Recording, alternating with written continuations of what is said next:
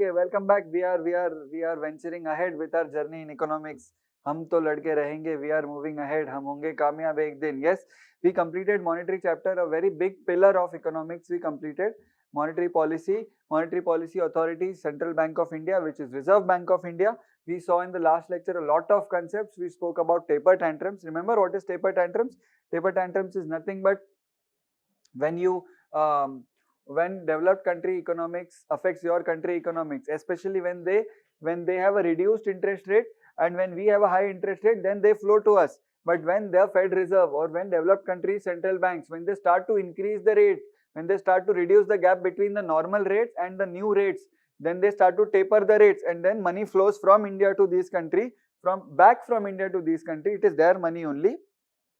It flows back from India to these countries, and hence it is called as a taper tantrum, because when money flows back from that country again, from India again to the home country, then we say that this is very wrong. We say that this is not done. We say that this is not this is not good for our economy, because see, imagine if someone gives you something and you are playing with it and someone snatches it away from you. Similarly, RBI was playing with the money. RBI was thinking where to deploy the money. Government was thinking how much expenditure to do, right? And then suddenly the money goes away.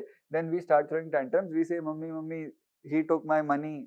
USA took my money. RBI says, Mummy, Fed Reserve is raising interest rates. Money is going away there. Okay, so those are called as taper tantrums.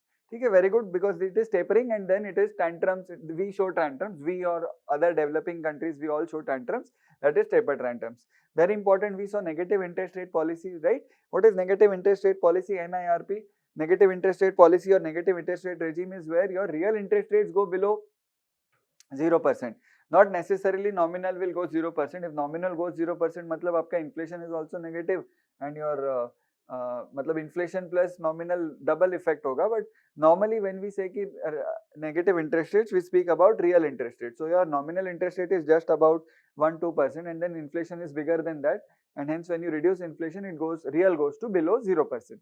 When does or why does a country follow negative interest rate regime? Because it wants to boost its exports, because it wants to sustain its exports, because it wants to sustain its economy, right? Then we also saw a lot of things like quantitative, qualitative tools of credit control. We saw open market operations, very important, and very interesting thing that we saw was liquidity trap. Can you think and tell what is liquidity trap? Can you just recollect what is liquidity trap? I'll give you a few seconds or I'll give you a minute for it. Just think without looking. See, all these revision has to be done without looking. Even when I do revision, I rarely see what is written and all, because we need to revise whatever we have learned. Okay? Reading the notes and reading it again is, anyways you have to do it, but just based on your memory, based on the faintest recollection you can have of anything. What do you think? क्या हो सकता है? What do you think? Liquidity trap. So what is liquidity? Liquidity is something which can be easily convertible to money. Money is liquid. Okay, so liquidity trap means that people are not spending money, people are not boosting the economy, people are not helping it lift the economy, people are not letting economy grow, people are not letting their consumption expenditure grow, people are not helping in RBI's intentions to boost the economy. RBI is trying to follow an expansionary monetary policy, RBI is trying to boost spending, RBI is trying to increase the money supply in the economy, but still people are saying, hey, I will not do anything. People are saying, I am chilling at home, I am sleeping, AC laga ke, must Netflix, Amazon Prime, whatever, switch on karke, I am just chilling. Okay? There RBI is working day night to reduce interest rate and boost expansion and boost the money supply, but people are not doing. Why? Because people know, or people are expecting, rather not know, but people are rather expecting that tomorrow what will happen? Tomorrow rates would be reduced further. Okay? This is called as liquidity trap. So there comes a point where ki ab na ho paega. अब हमसे ना हो पाएगा. There comes a point कि बस हो गया अभी, and that is बस हो गया, and that is when monetary policy becomes ineffective. That is when monetary policy says कि हमसे ना हो पाएगा. It is done. It is over. Finished. Then fiscal policy can play a role in it. But then RBI is also हार मानने वालों में से नहीं है. RBI is also कि हम तो डटे रहेंगे. We shall overcome someday. ठीक है? So then what does it do? It resorts to quantitative easing. It resorts to some unconventional methods. resolves to some very rare methods or desperate methods or measures, you can say. And one of them is accepting lower grade securities in OMO market, open market operation market, accepting lower grade securities.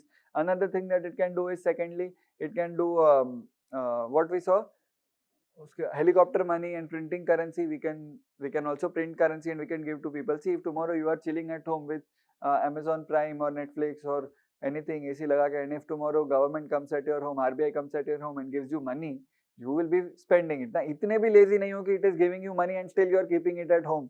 That itna lazy nobody is there. If you are getting free money, then you will spend. And when you will spend, when people spend, ultimately what will happen is economy will start growing, economy will start getting gear, or economy will start getting some speed, right? And then you will go ahead and your goal will be achieved. But at the same time, don't think that this, when all this is happening by monetary policy and when RBI is doing all of these things, don't think that this will all fiscal policy mein government is just sitting like this and saying ki, हाँ, RBI do whatever you want.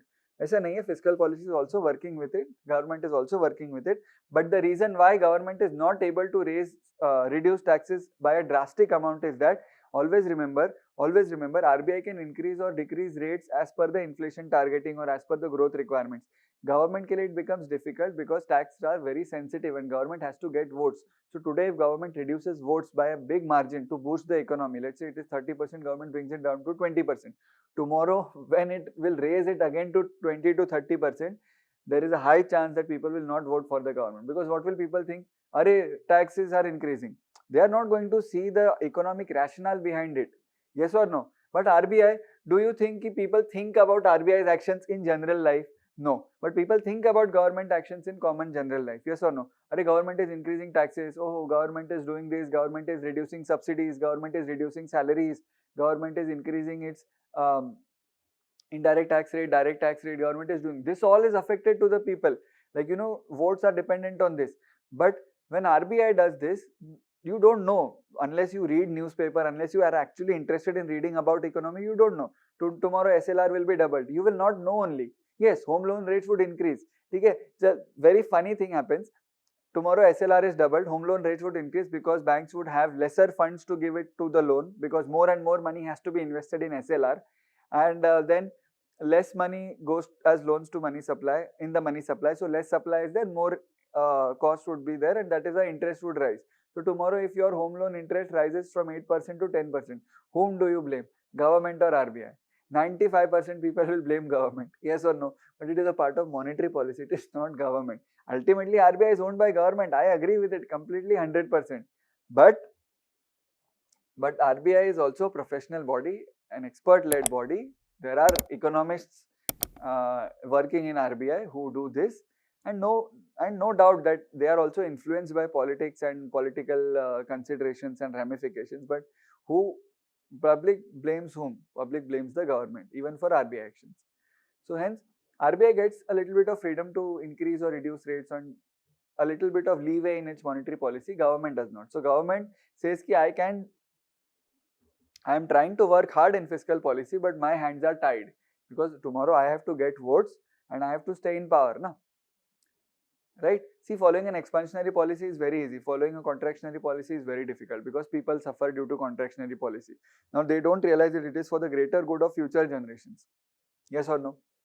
We spoke about all these things. We spoke about future generations. Then we came to a very important part of our syllabus. Very interesting chapter. Very small chapter. ज़्यादा है नहीं कुछ इसमें. The only thing is the terminologies are important. Rest everything is just common sense. So we came to inflation, and I started inflation by going at the heart of it. Okay? I started inflation by just reaching for the heart and pulling it out for studying. So we read something about stagflation. Do you remember what is stagflation? So stagflation, let us revise it because we have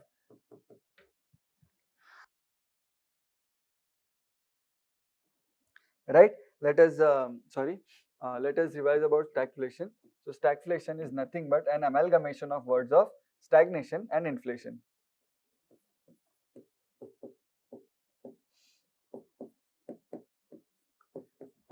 Stagnation plus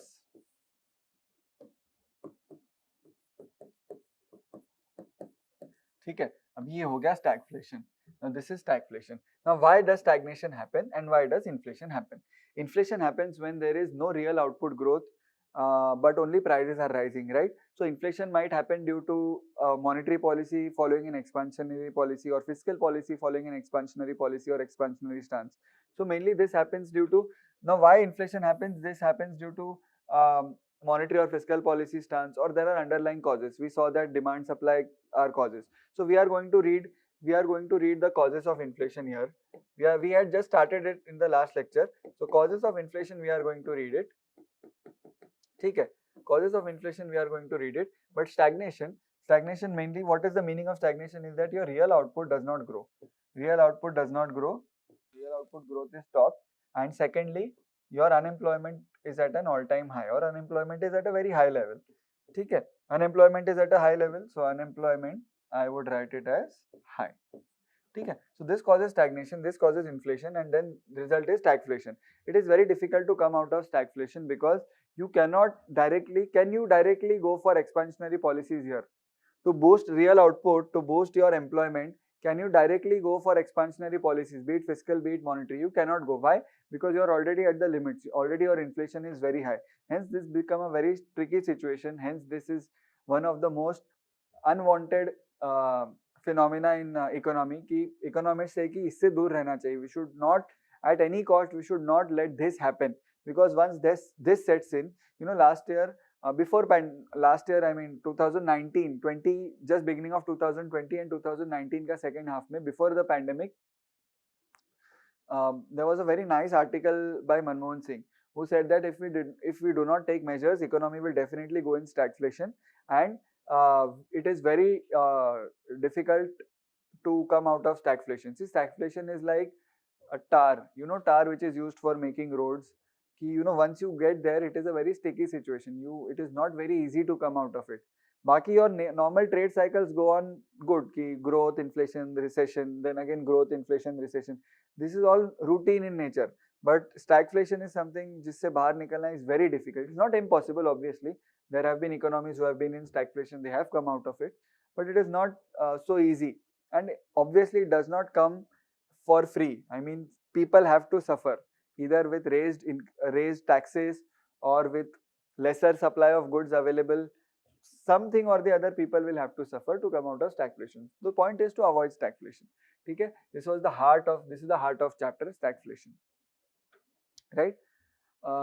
Then we came to causes of inflation. Very important are the causes of inflation. But before that, let us speak something about inflation.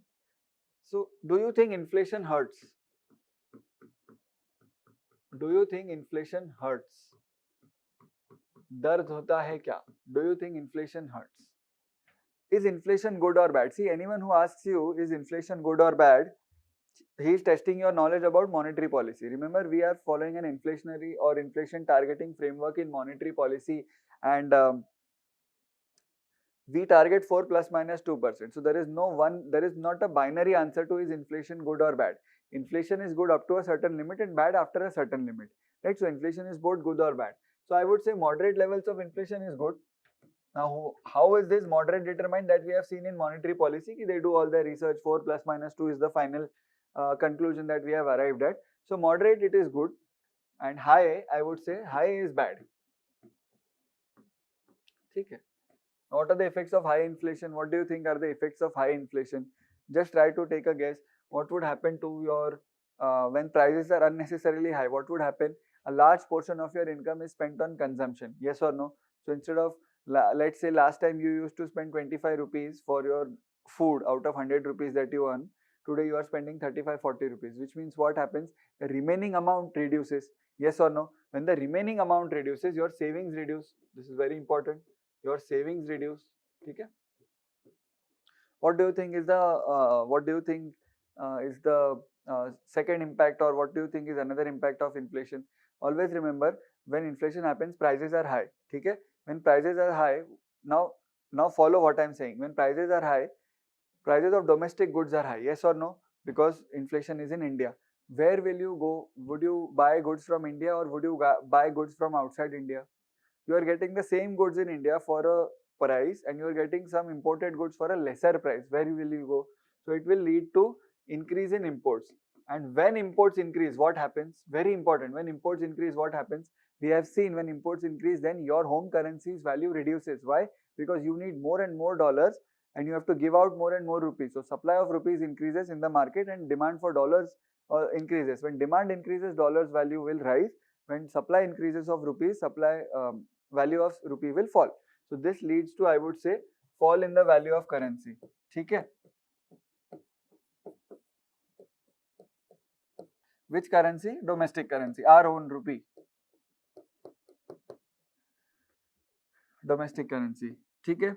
Third, what do you think happens to the interest rates when inflation is high? Normally, when inflation is high, what do you think happens to the interest rates? Interest rates are increased. Why interest rates are increased? Because we want to bring down the inflation. We know inflation targeting framework of RBI. When RBI has inflation at the rate of 6, or inflation is at 6 or more than 6%, what would RBI do? RBI would raise the interest rate so that contractionary policy follow hoga, so that rates cool down. So increase in interest rates, what do you think would happen to the borrowing plans of the borrowers or investing plans? Will they get less money or more money? They will get less money, which means lesser investments. Okay, they will borrow less and they will invest less. So lesser investments would lead to again lesser growth, lesser I, lesser C, lesser I. Okay. What else can you think of? What else can happen when inflation arises? Okay. What happens? Can I say it causes a very disproportionate or regressive effect on poor? Can I say it causes a regressive effect or regressive negative effect on poor? Yes, it does. Okay. What else? What else can you think of?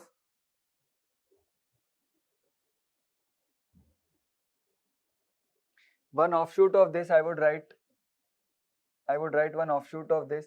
When imports increases, value of currency reduces. When import increases, what do you think will happen to the price of imports? You are demanding more and more imports because domestic goods are already very costly. So you are saying, fine, I will buy imports, I will buy imported goods, same goods, but from outside because they are coming at a cheap rate. But when demand for them increases, what happens? Price of imports increases.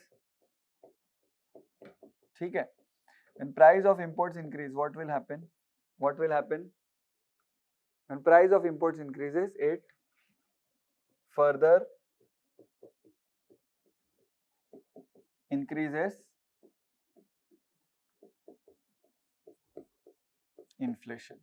Simple. So it is a spiral now. Inflation, high inflation is causing this. This is causing this. This is also causing this. And ultimately, what is the end result? Increases inflation. So it is a very cyclical process. Right? It is very cyclical, and it is very important to know that high inflation hurts the poor in a very regressive manner, because basic things are costly. Milk, eggs, basic food grains, if they become costly, basic clothing becomes costly, basic education becomes costly, basic medical services become costly, then kya karoge?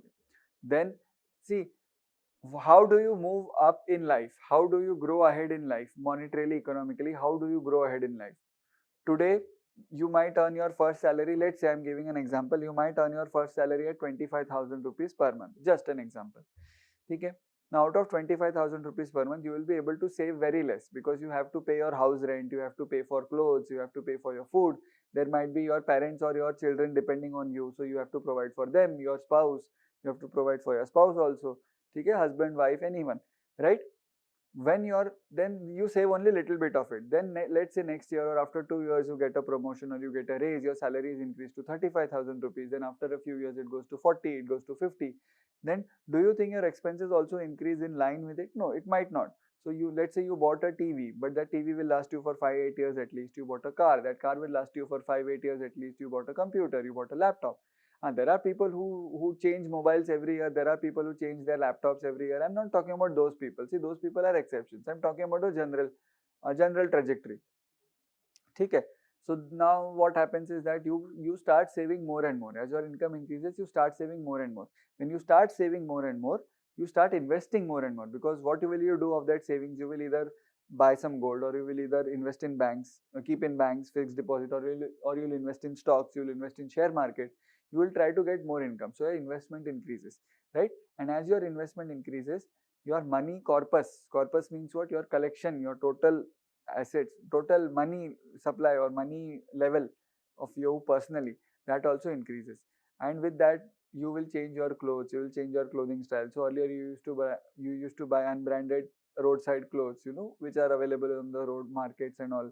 Next time, after 2-3 years, when your salary increases, you will say, let's eat outside. You will start eating outside more often. You will buy branded clothes. You will try to use, instead of Chinese mobile phones, you will try to use, let's say, Samsung or Apple. So you will move ahead in life in terms of economic status, in terms of your material status. Intellectually we cannot say. Intellectually you might be the richest even without earning a single rupee, and you might be the poorest even after earning lakhs of rupees.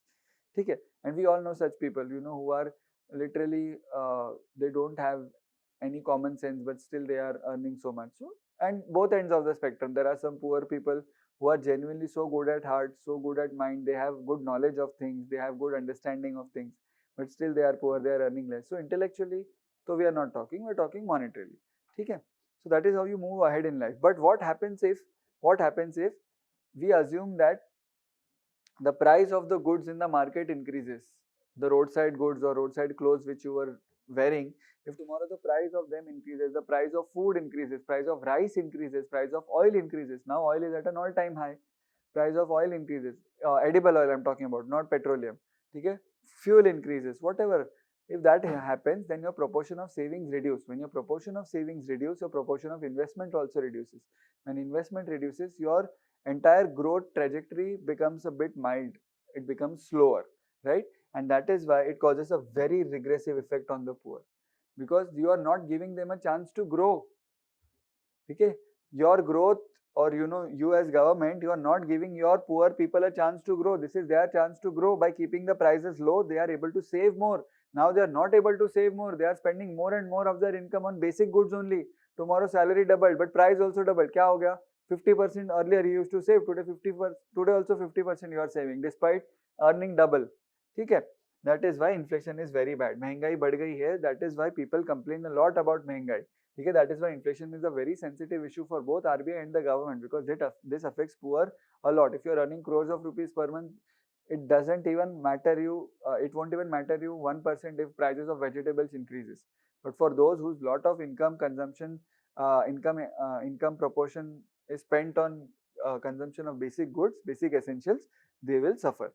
Okay, so this was all about high inflation. What happens when high inflation happens, or high inflation hurts, or why is high inflation bad? Okay. Now we'll talk about the types of inflation. Then we'll come to causes of inflation, because causes, I know you know everything. So we'll go to types of inflation. Now what are the types of inflation? Say inflation can be low, inflation can be high. Okay. Here we are talking about the speed of inflation. First category, we are talking about the speed of inflation. Is inflation slow or is inflation high? Now what do I mean by slow or high? If I tell you it is growing, or inflation is at 2%, 3%, you will say it is very slow. Prices are rising very slowly. But if it is 10%, 20%, prices are rising very fast. Yesterday something was costing 100 rupees, today it is costing 110 rupees. Oh, 10%. Yes or no? So, first that you need to know is called as, very important, is known as creeping inflation. See, English, again I tell you, economics is English. Creeping inflation. Creeping means what? Going slowly. Creepers, they grow very slowly. Creeping inflation up to 4%. I would emphasize on the fact that this is not as per any law, or this is not sacrosanct. This is very approximate basis. Economists have said that up to 4% is fine. Now also it depends on country to country. Okay? In very developed countries, inflation might be high, might be low. In developing countries, inflation might be high, might be low. So there are different levels. It depends on your country's economic conditions. But still, more or less, we agree on an average that creeping inflation up to 4%. Now, is this good or is this bad? This is good.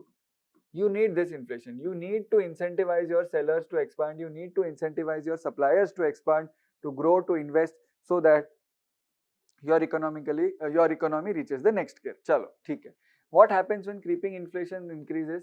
What happens when creeping inflation increases? It becomes trotting inflation. TROTTING.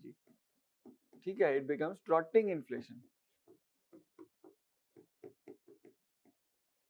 Right? What happens when creeping inflation increases? It becomes trotting inflation. ठीक है? Right? See, why is this good? Because this also prevents you from going into negative territory. We'll speak about that. Then what happens when trotting inflation increases? There is no percentage to trotting inflation. It is, I told you, it is very rough, but only the types should be known. These are the different names given. It is called as galloping. See, horse gallops, he travels a lot of distance when he gallops, so galloping inflation. I don't know single P or double P, but galloping inflation, I think it would be double P. Galloping inflation, so let's say 8 to 10%, and this is per annum, this is per annum. This is per year we are talking about, 8 to 10% per annum. Right? So galloping inflation 8 to 10% per annum, you can say galloping inflation. Okay? Then what happens? Then if this increases, then you become, after horse, what you become? What is faster? Aeroplane is faster. Then you go on the runway. This is called run away, not runway. Run away inflation. Run away means you are literally running very fast.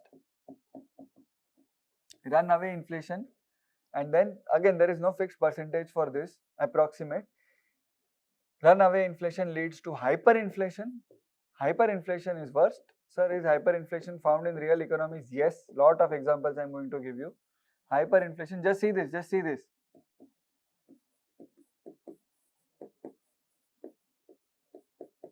What is this and what is this? What is the difference between these two things? This was up to 4% per annum. This is up to 8 to 10% per annum. This is 20 to 30% per month. Oh, sir, 20 to 30% per month. How much per annum? Even if you take 20%, it is 240% per annum. Yes or no? 12 months, 20 into 12, 240. 240% per annum. Just imagine 240% per annum inflation is happening. Today it is costing 100 rupees. Tomorrow it will cost 240 rupees. It will increase by 240 rupees. Okay? This is known as hyperinflation. And when hyperinflation happens, it ultimately leads to what?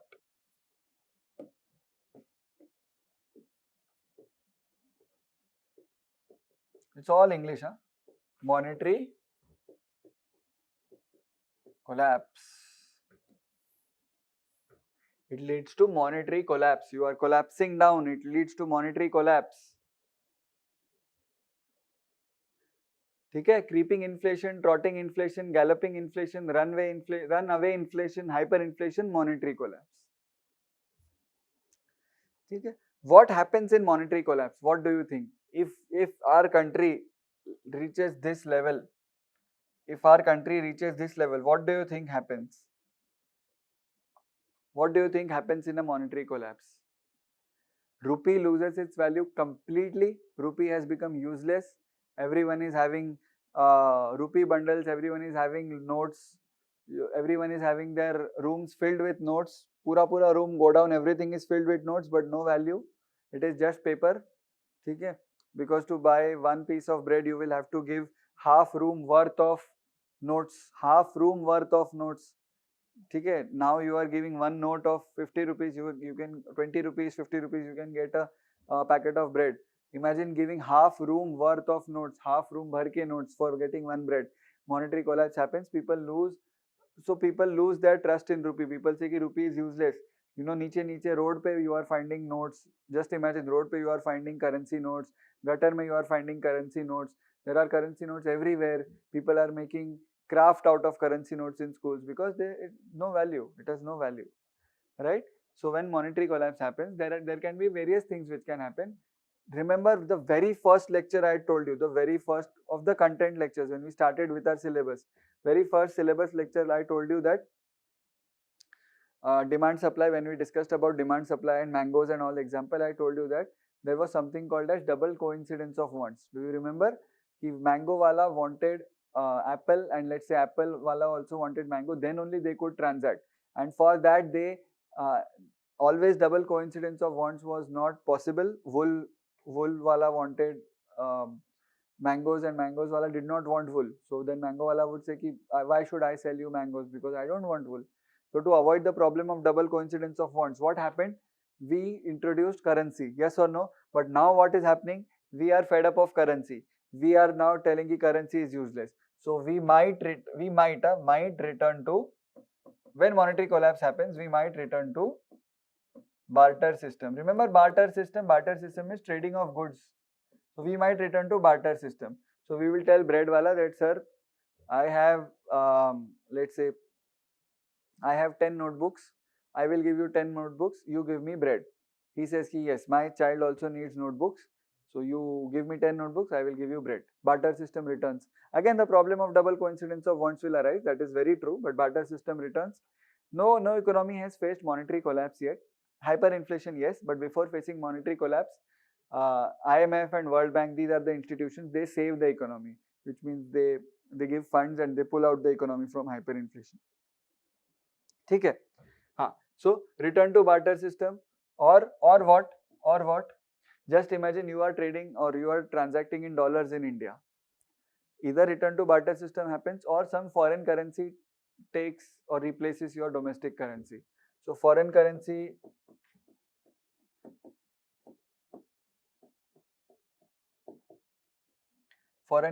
is used in domestic transactions.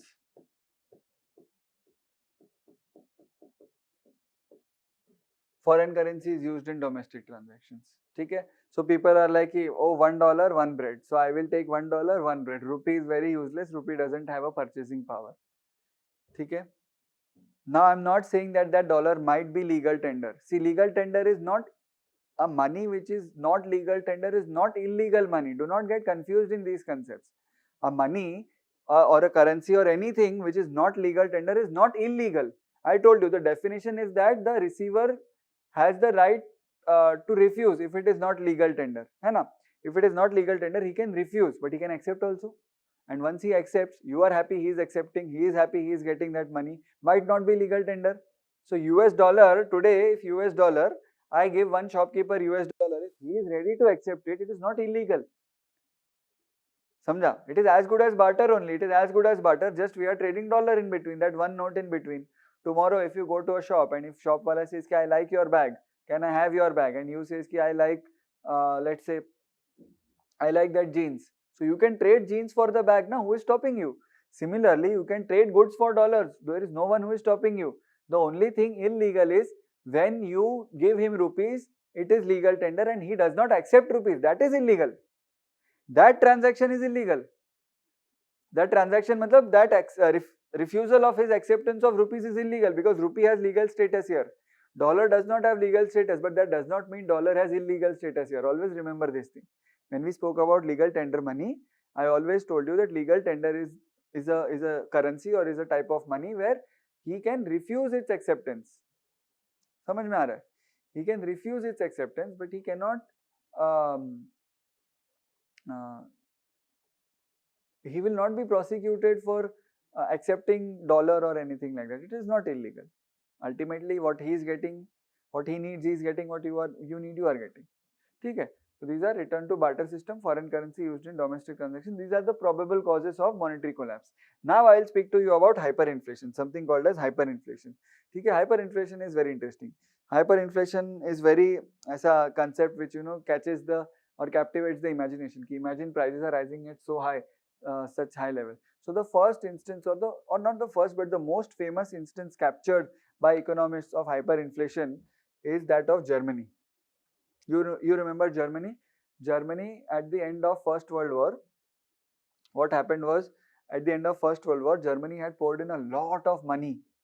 Okay? You can read about it. You can read about the world history. I'm trying not to get into the world history.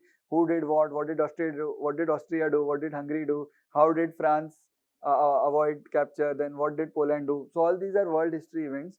You will read world history in your GS1 syllabus also. So I'm telling you the economic ramifications of that part. So in 1917, see World War I lasted from 1914 to 1918. ठीक है, बराबर? So when World War I ended, Germany was very happy, but at the same time, economically, it was very this thing, क्या बोलते हैं, sorry, when one happy नहीं, when World War One ended, Germany was under a lot of debt. Germany was under a lot of pressure to repay the loans which were given, to repay the war debts. A lot of war debts were given on Germany. So Germany economically faltered, or Germany economically was in a very negative state. So I'll just give you. So there was a British journalist. This is all trivia. This you don't need to know for UPSC, but good to know. British journalist Adam Ferguson wrote a book called When Money Dies. This was the situation of hyperinflation. I'll give you a figure so that you will realize what is hyperinflation. So Germany's earlier currency in Germany currency was German mark. Okay, German mark, and then it came to EU, and then obviously euro hai. But earlier the currency was German mark. So in 1917, I'll show you the exchange rate. In 1917, just 1 year before World War ended, Germany was in a good position. So 4.2 marks per dollar. 4.2 marks per dollar was the situation, or 4.2 marks per dollar was the exchange rate. Okay. Now pay attention, play very very close attention. It went from 4.2 to 7.9. It went from 7.9 to 48. It went from 48 per dollar to 330 marks per dollar, right? And 330, say just imagine, this was in 1917. In 1922, what do you think 330 से कहाँ गया होगा? What do you think? It went to 7,400 per dollar. $1 is 7,400 marks, which was earlier कितना? 4.2 marks.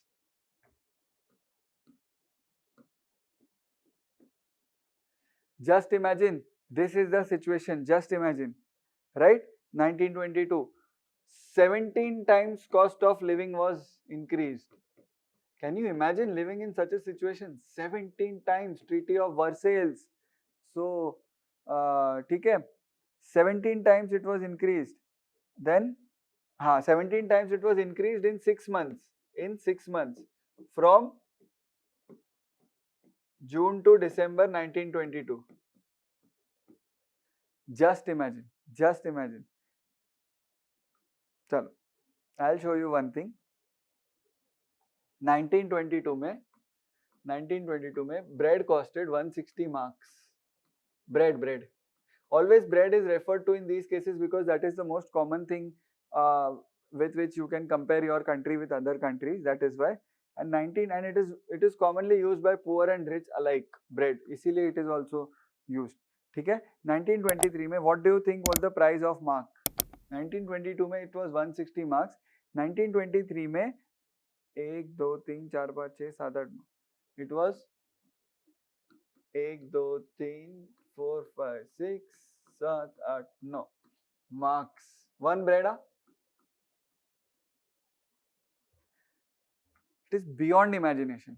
It is beyond the normal realms of our understanding. ठीक है? Monetary collapse. Obviously, monetary collapse happened. Then lot of interventions were made. Mark was replaced. Germans, there were 2 central banks in Germany at that time. A new central bank was opened to undertake lot of reforms. Lot of reforms were taken. Germany was धीरे recovered, and Germany was slowly, it came back. And you can read all of that on the internet if you want. But the point is, this is how hyperinflation looked like in war times. In normal times, it is not as bad as this, but also in normal times, it is quite bad. So I'll give you 3 countries which you can say, which you can quote also, that they had been victims of hyperinflation at some point or the other. One is Hungary. Second is Venezuela. These are all countries. Okay? And third is Zimbabwe. These are all countries on different continents. So ऐसा भी नहीं है कि a specific underdeveloped region. This is in Latin America, Venezuela, South America, Zimbabwe, Africa, and Hungary, Europe. Right? So disinflation, Hungary, Venezuela, Zimbabwe. See what I gave you an example of that that photo which I had seen. You remember a supermarket photo? I think it was in Zimbabwe, where where all the supermarket aisles were empty, only little bit of bread was remaining, and the line was so much, 1 kilometer or almost 1.5 kilometer long line was there. I had seen that photo, and one bottled water costed so much, bread costed so much. So just imagine the price of fuel, just imagine the price of cars, price of phones, price of consumer goods, price of consumer durables. Not possible to buy. And even not only poor to forget, even rich are not able to buy those things in a hyperinflationary economy. The point is, these are the types of inflations, and we should restrict ourselves. We means economy, Indian economy or RBI should restrict ourselves to creeping inflation. उसके आगे ना हो पाए. ठीक है? There is dangerous zone beyond this. And hence the ratio of 4 plus minus 2%. Did you understand this? I'm going a bit slow because inflation is something which is new. Inflation is something which cannot be appreciated that easily. That is why.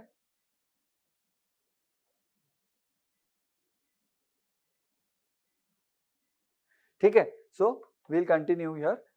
We'll continue with types of inflation. We'll continue with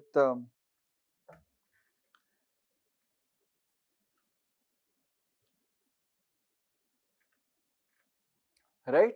Next, this is hyperinflation. Next, we speak about. So now that we know the types of inflation, regarding to the speed, this is the regarding to the speed, right? This is regarding to the magnitude, regarding to the pace at which it is growing.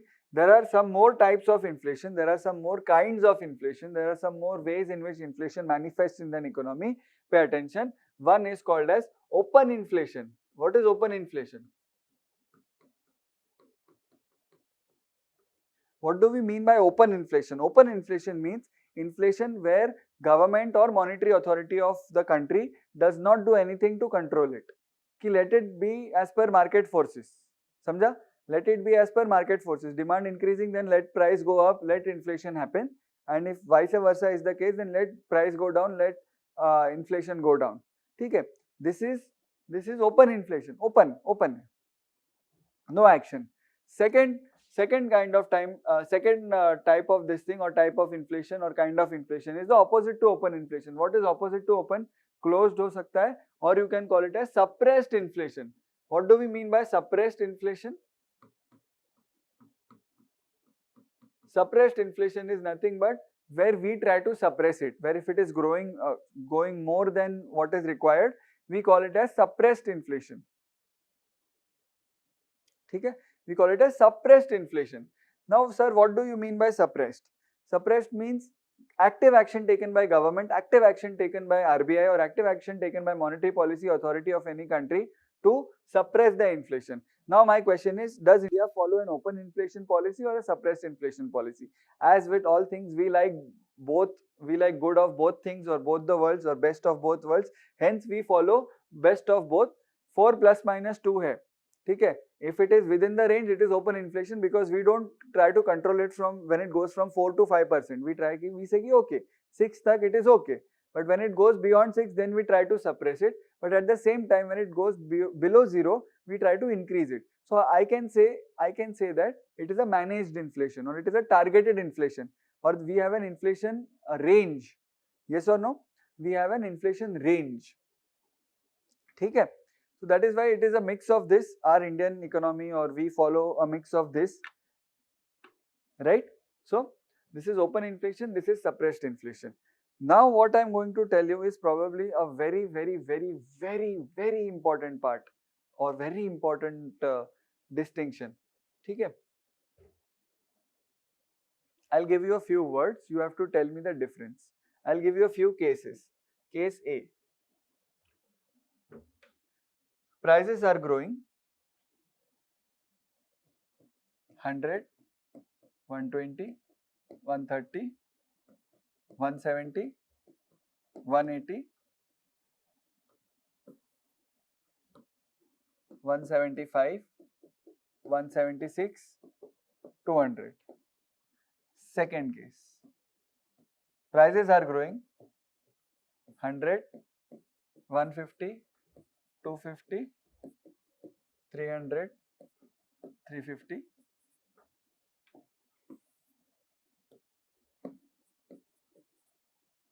Third case,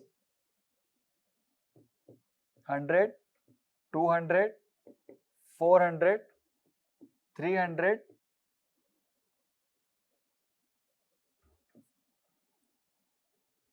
200, 150. Fourth case, 100, 200, 400, 500, 550, 600, right? Let us try to analyze what is happening. These are the prices. So in the first case, what is happening is prices are increasing, 20% increase hua, then again only 10 rupees increased, then again 40 rupees increased, then this. It is not constant, but prices are increasing. Yes or no? So this is an example of inflation. Sir, that we already know, sir. Okay. Second case, 100, 150, 250, 300, 350. It is almost increasing constantly, not at a constant percentage, but as a constant value. So this is also inflation. Okay, very good. What about C and D? 100, 200, 400, 300, 200, 150. This is actually the case where price has reduced. Yes or no? This is the case where price has reduced. Okay, this is the case where price has reduced, right? Next, 100, 200, 400, it was doubling, 2x, but it reduced to double. Like it did not double, it increased, it still increased, but did not double. Yes or no? So it went only by less than double. So less than double, and यहाँ पे तो उससे भी less. ठीक है? So I can say it is increasing, but not at an increasing rate, right?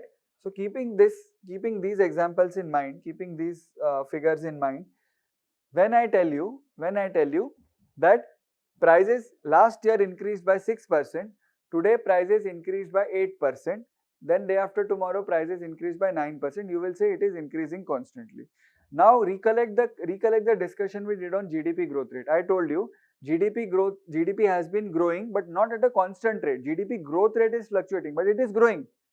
It is growing. Yes or no? ठीक है. When inflation happens, when I tell you last year inflation was 3%, when I tell you last year inflation was 3%, this year inflation is 4%, you say ki fine, it is growing, very good. When I tell you last year inflation is 3%, this year inflation is 1%. Now answer me this, are the prices reducing or are the prices increasing? The prices are still increasing, inflation is still 1%.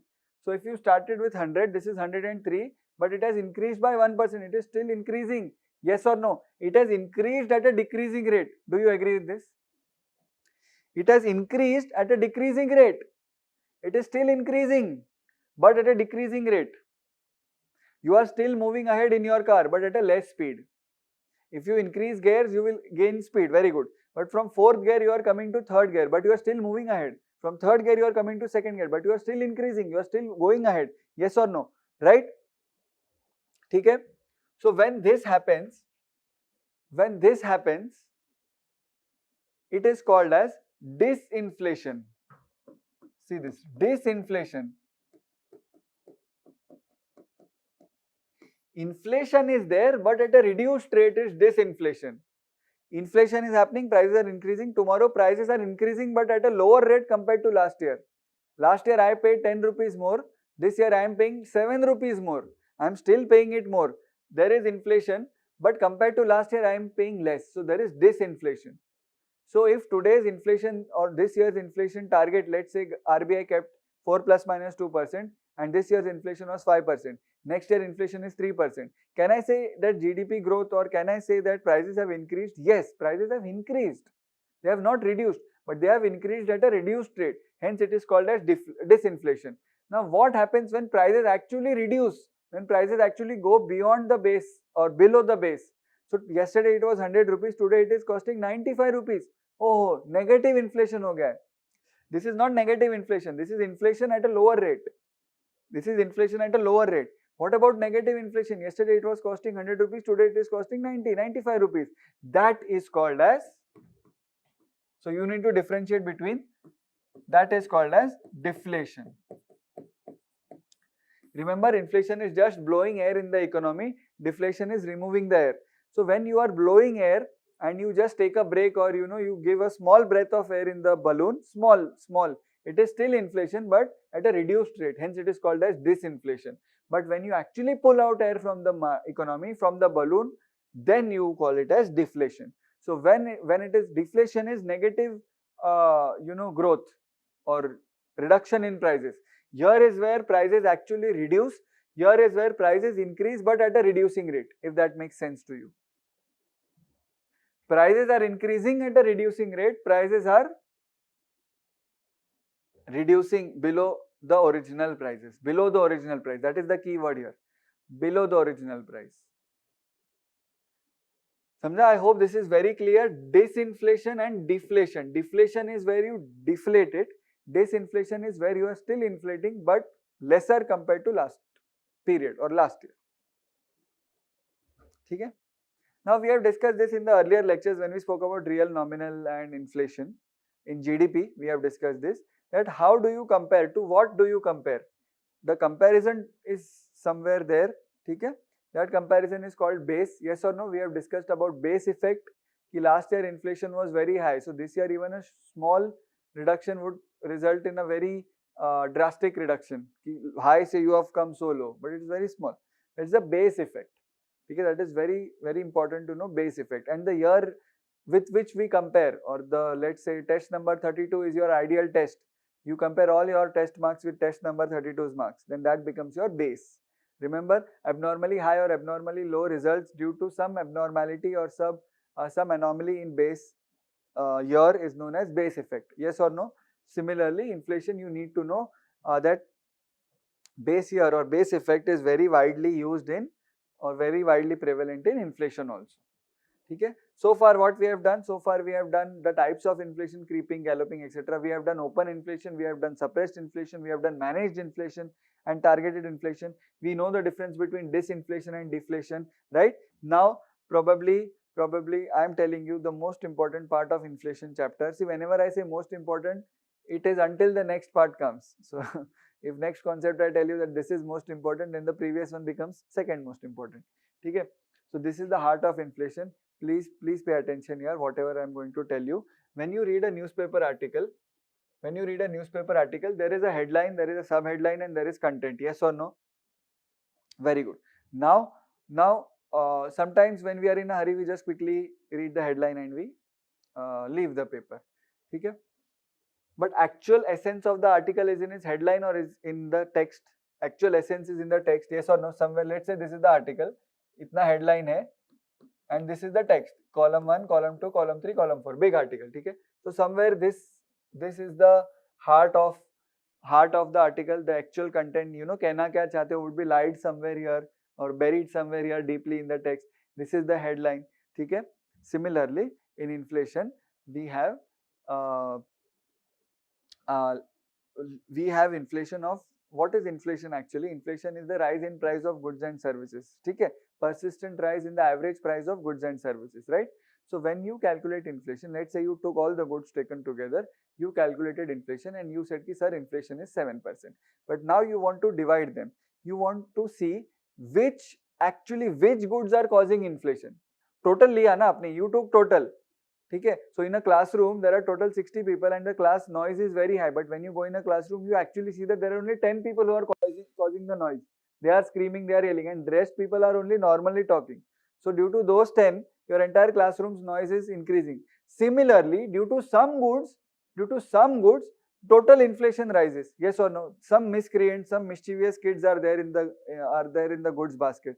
So you called all the goods taken together, all the goods, all the services, and you left them in a room, and you want to calculate the total inflation, total how much they are increasing. There are some goods or some services which have problem. Okay? There are some goods, some services which are causing an issue, and they are resulting into rise in the overall inflation.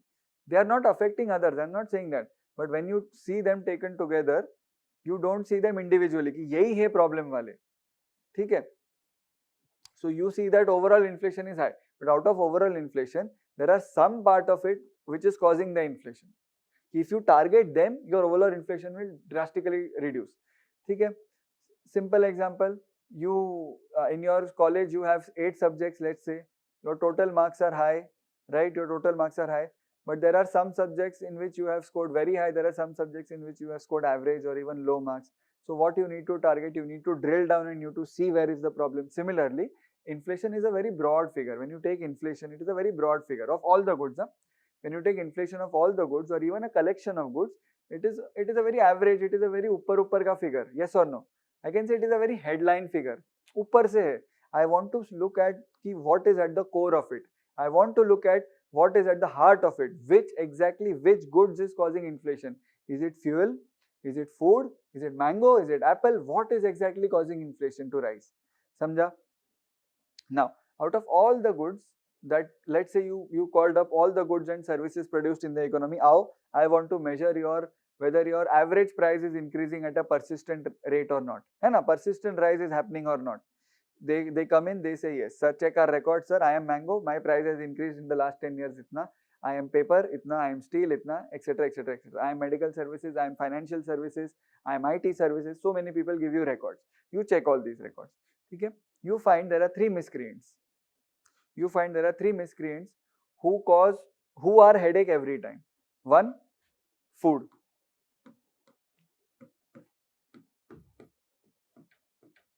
Food. Sir, food. Food prices are rising very high. What does food entail? Food entails the farm produce. Okay? You consider it as a farm produce, right? Food prices increase almost every time. Food prices are very, very, very, what you say? They are the miscreants. Food price. Okay? Why food and all? We'll see. Second, fuel. Fuel prices are also increasing. You say that, oh, fuel prices is the biggest miscreant because it is causing overall price rise. Third. So this food, when it goes from farmer to you, it becomes food because it is your raw material. You cook food, you cook rice, you cook chapati and all. But when it goes from farmer to food processors, you know, food processors who make pickles, who make all the food products, all the packaged foods which you get. Okay, so it also goes there. That is a manufacturing. Remember, this is primary sector. What is primary sector? All your raw materials or your inputs. But when it goes to the manufacturing sector as raw materials for making papad, let's say. Papad ke liye, what is the main ingredient for papad? Papads are of various types, but what is the most common papad which is found? That is urad dal. Okay? Urad dal is the main ingredient for papad. So if papad or if urad dal's prices increase, if those pulses prices, dal's prices increase, then your manufactured food, then your papad cost would also increase. Then you see that because of this, there is some other miscreant. He is only ye chabi laga raha hai isko. He is only pouring fuel to the fire. So you say ki food processing part or food manufactured. ठीक है? Food processing. So because this is directly dependent on this, so food processing. Right? If you remove these three, you see that remaining inflation is manageable. If RBI takes the data, total inflation 8%, oh, 8%. But majority inflation is caused by these three. Remove these three. What is remaining? Very less, 5%. Manageable. Okay? That does not mean that RBI will ignore this. It is only for analysis. So what do you think? Where will RBI focus its policies on reducing inflation? Here, logically here. But then RBI goes to the government and RBI says, ki, sir, food prices are increasing. What can we do? Government says ki food prices are dependent on rainfall. Remember, more than 50% of our agriculture is rain-fed dependent, or you know, it is rainfall dependent. So today, if rainfall doesn't happen this year, what will happen? Food prices would increase because production would reduce. So can I say this is reduction in supply is causing price to increase? Yes. And what is the major reason? Rainfall. There are other reasons also. Let's say subsidies come down. Okay? Or let's say there are transport losses, marketing losses. All that we'll cover in the agriculture sessions, right? But can I say that due to reduction in supply of food, my prices are increasing, which is causing food inflation, which is causing inflation to rise in food parts? or in food components, right? ठीक है, simple. See, food supply is reducing. Why supply is reducing? Mainly because it is agriculture rainfall dependent. So it is not in our hands, rainfall. Yes, irrigation is in our hands, but irrigation coverage is also very low in India. Okay, we are trying to increase irrigation, but hilly regions and all those things will not get irrigation. But rainfall nahi hai, or rainfall dependent hai. Or you know, if rainfall comes in excess, chalo, rainfall comes in excess, what will happen? Floods will happen. All the crops will go waste. They will go waste. They will result in reduction in supply. Ultimately what will happen? Price rises. So inflation happens. ठीक है, price rises, inflation. चलो, food देख लिया हमने. What about fuel? It is dependent on external imports. Yes or no? This is completely import dependent. Crude oil, remember I told you, Brent crude, BRENT. We import Brent crude. Import dependent है ये तो. What will happen if imported, or if Brent crudes, or if crude's price rises? What will happen then? Think and tell. Same thing will happen. Reduction in supply and increase in price, because if price rises, we want to import less, because nahi ho sakta abhi. If today petrol pump is charging you 100 rupees per liter, tomorrow it is charging you 120 rupees per liter, you will defer your plans to fill petrol. You might not be able to fill petrol to your full tank. You will fill only half tank and all. Okay, so your supply will reduce, your price will increase, right? So importers also import less of petrol because they are not able to, less of crude oil because they are not able to pay for crude oil. So when your supply reduces, your price increases. It is dependent on, it is dependent on imports. What about food processing? This is directly related to this. If price of food increases, price of food processing will increase. Yes or no? They also have their own problems of storing. See, don't think that food processing are big manufacturers. They are small manufacturers also. They make homemade products. I'm sure you must be aware, a lot of homemade products are made, right? So their storage problem happens. Okay.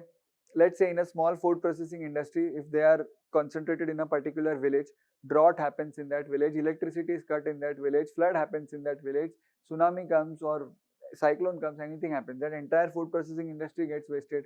That small this thing. So this is directly dependent on this. So again, this also will lead to reduction in supply and rise in price. Yes or no? Okay. There are two aspects to this now. One, not directly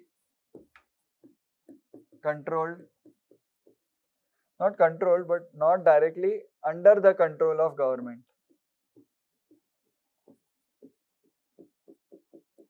Under government's control. This is one. And what about two? What about two? Not under government control. Very good. What about two? Can I say they are supply side factors? Supply में issue है sir, demand में नहीं.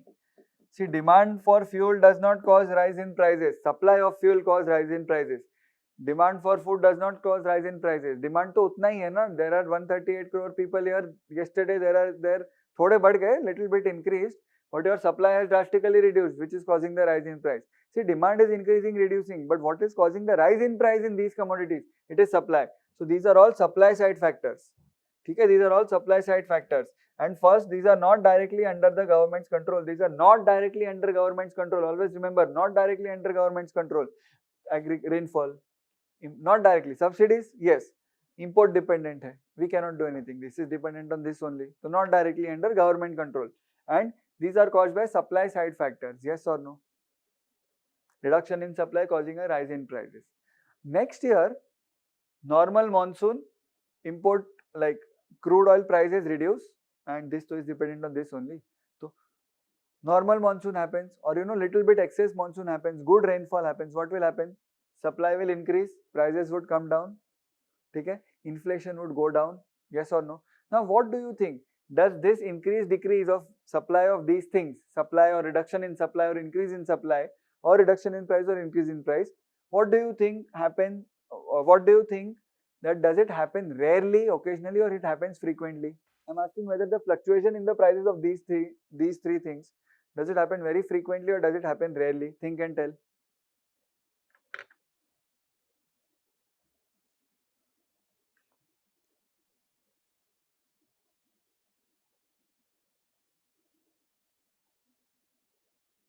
socho. Think and tell me, what do you think will happen to, what do you think will happen, or is it transitory, or is it temporary, or is it, does it happen rarely or does it happen frequently? Food, fuel and food processing. Does it happen very frequently or does it happen rarely? सोच के बताओ, take your time. But does it happen frequently or does it happen rarely? It happens very frequently. Quarter to quarter prices change.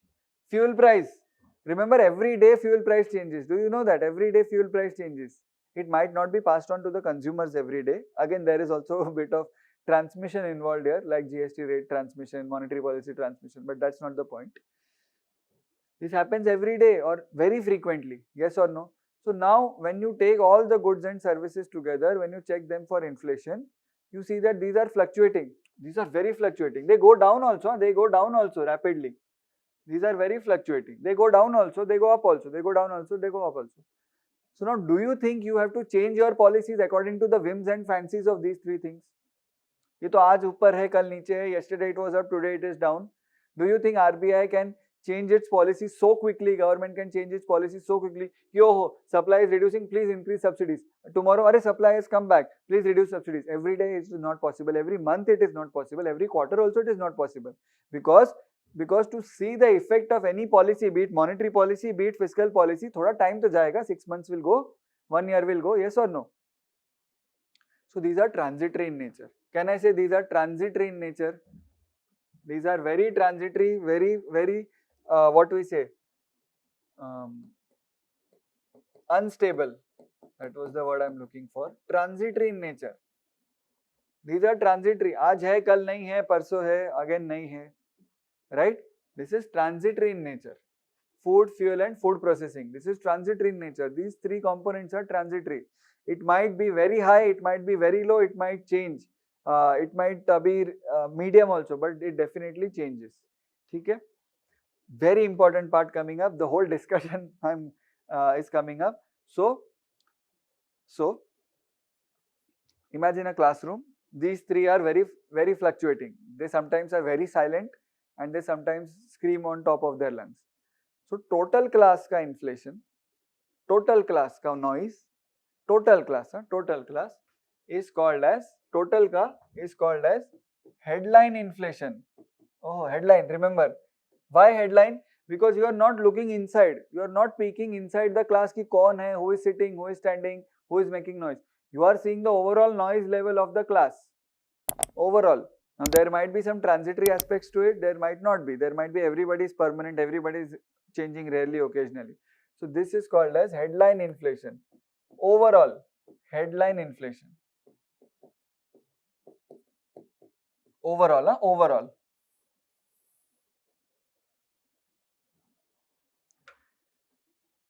You as a teacher, you came in class, you saw there is a lot of noise. So you tell the principal, or the principal tells you, sir, please go and check in your class. Ma'am, please go and check in your class is making a lot of noise. Okay? What principal is referring to is headline inflation. Your class is making a lot of noise. Overall, final, all taken together. Right? You go to a class, you open the door, you enter the class and you see there are only 3 students who are making noise.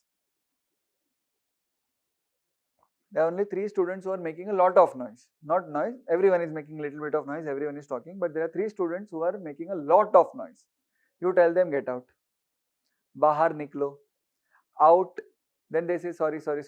Out. You 3, when I take your oral exam, when I tell you to speak in elocution and reading competition, you stay silent. And now when I am telling you to stay silent, stay cool, you are making noise. Remember what I am telling. When overall inflation is down, you go up sometimes. When overall inflation is up, you go down sometimes. You are very transitory in nature. You get out. Please, you get out. I want to see what are the others doing. I want to see what are the other students, how much noise they are making. I want to see how much are the other goods contributing to the inflation. I hope you are getting this. Okay? So when you reduce 1, 2, 3, food, fuel and food processing, when you reduce 1, 2, 3 from your headline inflation, when you reduce 1, 2, 3 from your headline inflation, when you tell food, fuel processing, get out, I don't want to see you, whatever remains are the remaining goods and services. Yes, उनका inflation is called as core inflation.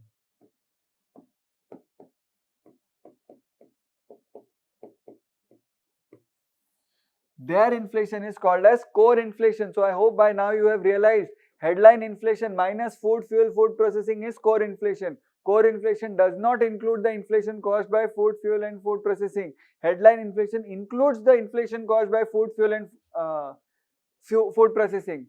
ठीक है? Did you understand? It is very important to know headline and core inflation. Remember, Monetary Policy Committee for plus minus 2%. We have written headline CPI combined. Do you remember headline? Headline inflation. I told you it will get clear in in inflation chapter. Headline inflation. Are you realizing what I'm talking about here? Headline inflation. Headline hai. Oh, and this is core inflation after reducing the transitory aspects. It is core inflation after reducing the transitory aspects. Now think from a policymaker side. Think from a policymaker side. See, these are not in control of government or RBI. These are externally controlled. These are supply side factors. What remains, whatever remains is the core inflation. Now tell me, is high inflation in these worst or high inflation in core or high core inflation is worst? Think and tell. I'll give you 1.5 minutes. Is high inflation is food, fuel and food processing worse or high inflation in or high core inflation is worse? Remember, core inflation mein these three are not included. Core plus these three is headline. Yes or no? वो तो हमें पता है. We know that. So I'm asking, is noise by the rest of the students worse or noise by these three students worse? Think and tell. You have time. Think and tell. And again, yes or no is not relevant. Why is more relevant? Why yes, why no? Think and tell.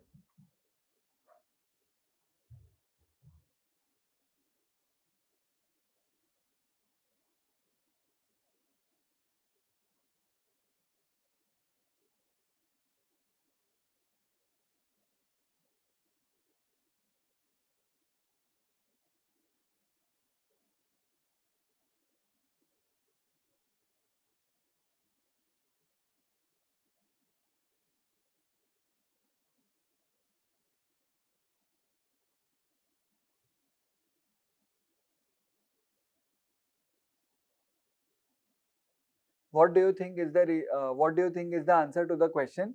Is high food, fuel, food processing inflation worse or is high core inflation worse?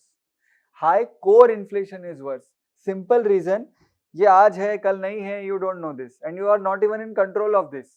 But this you are in control and this is core and this is not transitory. Bear in mind, whatever are the remaining goods, they are not transitory. These are transitory. That is not transitory. So if they inflate, if they increase in price, if their price increases, then it is a problem, sir.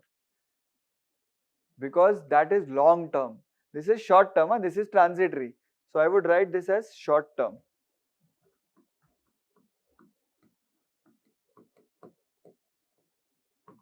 But whatever are the remaining things in core inflation, there are so many things in core inflation, so many things, apart from 1, 2, 3. These three things plus 1, 2, 3 gives you headline inflation. Headline is everything. Headline is like principal, covering everything. She doesn't care which student is making noise. She cares that the whole class is making noise. Teacher cares which student is making noise. Now, when do you think is a problem? When people who are known for when students who are known for their notoriety or they do masti, when they do masti it is a problem, or when the good people do masti it is a problem. It is always when the silent ones start doing masti. See, in life also the people who are very silent, very introverted in nature, they are more dangerous than people who are very expressive and all. Because when introverted people or very silent or reserved people get angry, then that is the end of the world. Then, ठीक है? फिर आग लग जाती है, आग. Because people who are very expressive and they get angry very often and they express it. So उनके लिए routine है वो. It is very transitory for them. It is short term for them. But for people who are silent or who are reserved for most of the time, if they get angry, then that is a problem. I hope you have understood, you have appreciated ki why core inflation, focus on core inflation is much more than, see, this is also important. Controlling this is also important. There is no doubt about it. In fact, we do control this, but this is a very big sensitive thing. So if you read in newspaper core inflation is rising, you will know that it is a dangerous thing compared to food processing price is rising. Because ये आज है कल नहीं है, tomorrow it is high, today it is high, tomorrow it is low. ठीक है? Did you understand what is core inflation and what is headline inflation? Right? Very important. So now headline inflation is nothing but an inflation of all goods and services or all groups of goods and services taken together. Core inflation is when you minus three things from headline inflation. What are those three things? Food, fuel and food processing. Food, fuel and food processing. When you reduce these three things, then what do you get? That is called as core inflation. Are you understanding this? So when I tell you that government is focusing on headline inflation or government is focusing on food, fuel, food processing inflation, then what is the government doing? Is the government going for short-term targeting or long-term targeting? Short-term. Why? Because these are all transitory. When I tell you government is focusing on monetary core inflation, where do you think the government is, what policy it is following? It is following a long-term policy. Okay? It is following a very long-term policy and long-term trend. Now tell me one thing, one very important thing. We have done all this. Okay? What did the Monetary Policy Committee recommend to target and which inflation do we target? Headline CPI combined. Okay. CPI combined we don't know yet. What is it? Headline we know, which means ki we target headline inflation. Yes or no? Sir, but if core inflation is so important, if core inflation is the sticky inflation, see this is sticky, huh? ये तो जल्दी निकल जाता है. This comes and goes, comes and goes. This is very sticky. So if there is core inflation which is high, reducing it is very difficult. And that is why almost all policies are focused on reducing core inflation. Sir, very good. But why does monetary policy target headline inflation? Simple reason, कि monetary policy committee said, what do consumers experience? Do consumers experience core inflation or do consumer experience headline inflation? Means people like you and me, what do we experience? We don't distinguish between this and this, na? We suffer headline inflation. We fuel our vehicles. We eat food. We eat processed food also, right?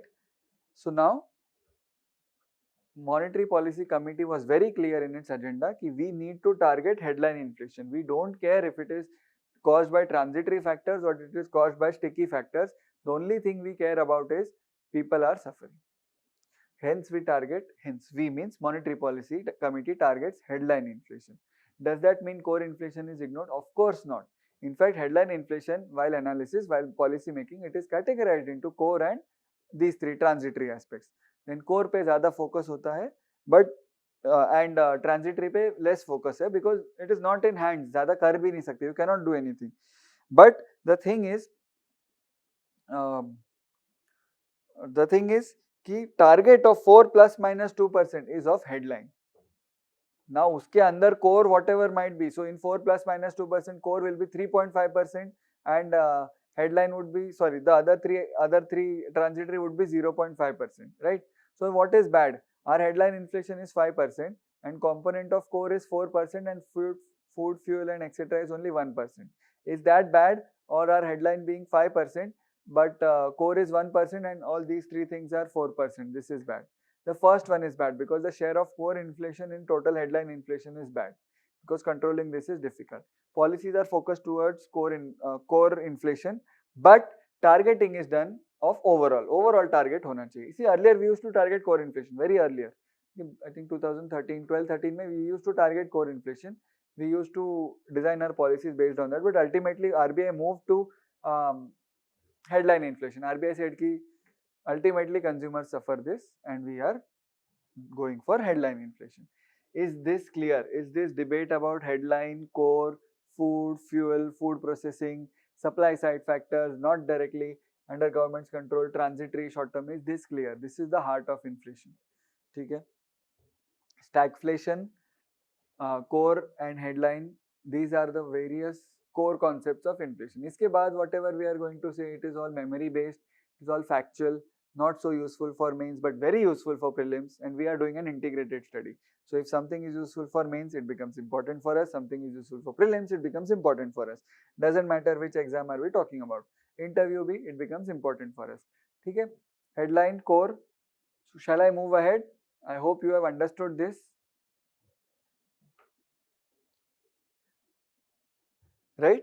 We'll again see Monetary Policy Committee minutes in the next lecture when we cover inflation. After that, we'll revise inflation and we'll see Monetary Policy Committee minutes, and then you will realize that whatever we were talking about, wo to yahi hai.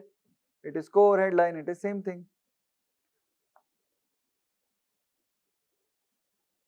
Okay? So now tell me,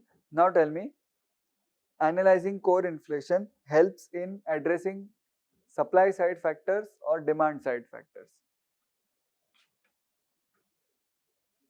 This is supply based. Whatever is remaining core inflation, mostly it is caused by demand side factors. I am saying mostly because not always, but mostly it is caused by demand side factors. Okay?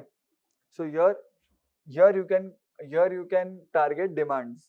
So now coming to the next important topic is causes of inflation. What causes inflation?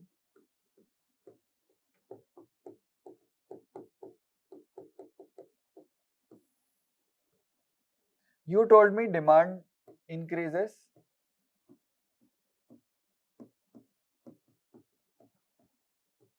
Sorry. Inflation increases. Demand increases, inflation increases. Very good. Right? Simple. These are called as demand side factors. Now, what causes rise in demand? We spoke about it. Rise in demand is caused by advertisement. Rise in demand is caused by seasonal factors. Rise in demand is caused by change in consumer tastes, preferences, fashions. Rise in demand is caused by a new product, which is being very unique, which is used by everyone, a new thing, or situation demands. For example, in COVID times, almost like every office went online and every office went to work from home. So internet connectivity, internet services, laptops, and your mics, earphones with mics and all, they gained a lot of demand and their prices went up. So these are called as demand side factors, and this is called as this inflation which is caused by demand. This inflation which is caused by demand is called as demand pull inflation. What is it called as? Demand pull inflation. Okay. What do you think is the second factor here? Second, you said ki supply reduces, which, see, these both can happen simultaneously and in opposite directions also, and in same direction also. Demand reducing, supply also reducing. So net effect kya hai? We are seeing that supply also causes a rise in inflation. What causes a reduction in supply? Either again environmental factors, no rainfall, nothing, or what you say, raw material is rare. Okay, so supply is reducing. Raw material is getting exhausted. Let's say coal is getting exhausted, so our supply will reduce. Our this thing would increase. Laws also factor in reduction in supply. I'll tell you how. There are a lot of fishing laws which are strict in Tamil Nadu because our waters interact with Sri Lankan waters. Our territorial waters interact with Sri Lankan territorial waters. So a lot of Indian fishermen unknowingly venture into Sri Lankan waters. Lot of them come here. They go janbujke also. They go purposively also because we find a lot of fish, lot of nice fish in Sri Lankan waters also. So we go there thinking ki we matlab fishermen, thinking ki nobody would come to know. But then there are disputes. So fishermen disputes is very common between India and Sri Lanka, especially Tamil fisherers, because Sri Lankan north and eastern region of Sri Lanka also has a lot of Tamil community. So they also tell ki you come and take aisa, but it is illegal. It is violating the terms of the treaty between India and Sri Lanka. Ki we will not violate your waters, you don't violate our waters. Okay? So let's say ki tomorrow government is very strict in its implementation. So fish production will reduce. When fish production reduces, supply reduces, prices rise, inflation happens. So these are all called as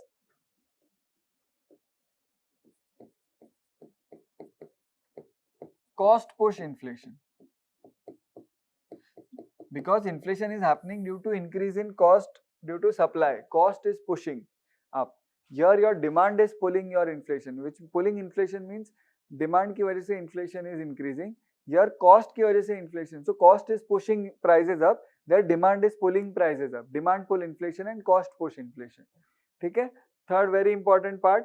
The most important probably is, directly I'll write the name. there is no factor here.